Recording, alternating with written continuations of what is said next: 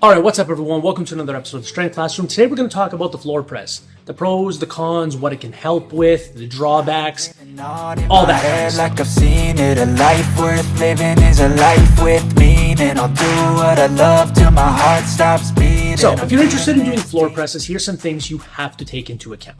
It's an exercise that's basically a bench press variation. It's a horizontal press. You're pushing something while you're flat away from your body. But instead of using a bench, you are lying flat on the floor, which changes a lot of variables of the exercise. So before I go any further, you can definitely do these with barbells or dumbbells. The main thing it's going to stress and strengthen, in my opinion, are the triceps and the chest. Now, it's going to do it to a different degree as the traditional bench press just because of the range of motion.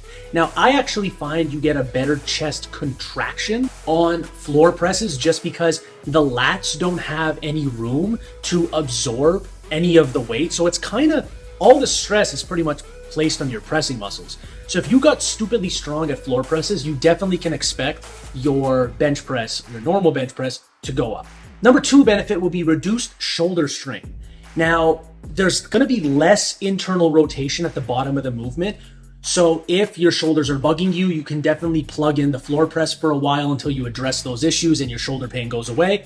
That's one of the main benefits I'd say most people, or one of the main reasons most people use floor presses. It's definitely going to improve your mid-range and lockout strength just because that's where the bar spends most of the time in the range of motion. It does still give you some pop out of the bottom, so your bottom end strength, just because it is a dead stop movement. So it's gonna pretty much work all the areas of pressing strength to different degrees than, let's say, a traditional bench press would. I would say this is a little bit easier for a beginner to set up with proper mechanics. They don't have to worry about anything to do with their feet. They just focus on everything from the hips up. So I'm not going to say all beginners now start floor pressing. It definitely is one less thing to worry about. Because when I first started off, and I know a lot of beginners do, they're always worried about leg drive, leg drive, leg drive. Just worry about building your upper body muscles. Leg drive is just technique at that point.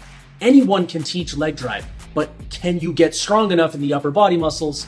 That's the challenging part, because that takes a long time. Leg drive, you can teach that to someone to do it optimally in like a month. The floor press can definitely help you overcome a plateau that you might be having, especially if you're getting stuck like 1 to 2 inches, maybe even 3 inches off your chest. What's great about this too is it requires no equipment. If you have a way to unrack the bar, let's say you just have no bench whatsoever, you can do a floor press. So let's say the gym's really busy, you might be able to get a floor press in as opposed to wait for the benches that might be taken up on a Monday by the broccoli boys. Fuck out of here. This fucking fly's been bothering me all day. All right, here's some drawbacks. It's limited range of motion, which if you go back to the benefits, that's a good thing, assuming you're using it for the right reasons.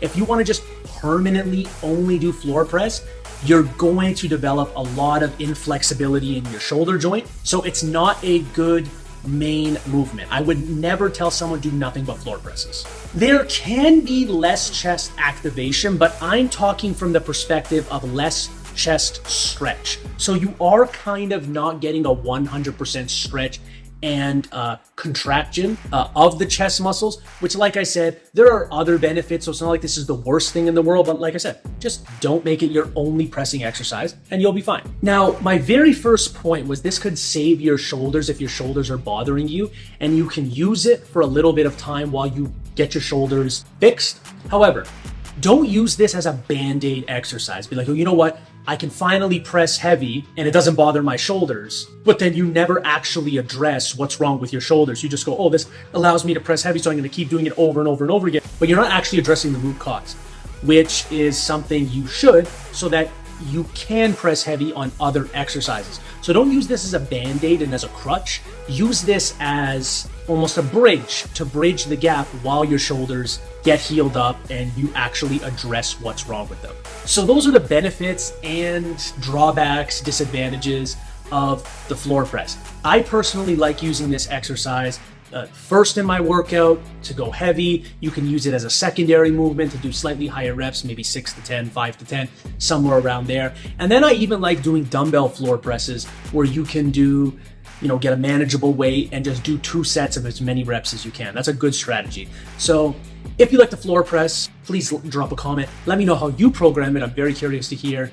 If you like this video, like, share, subscribe, do all that good stuff. And as always, ladies and gentlemen, have yourself a great day.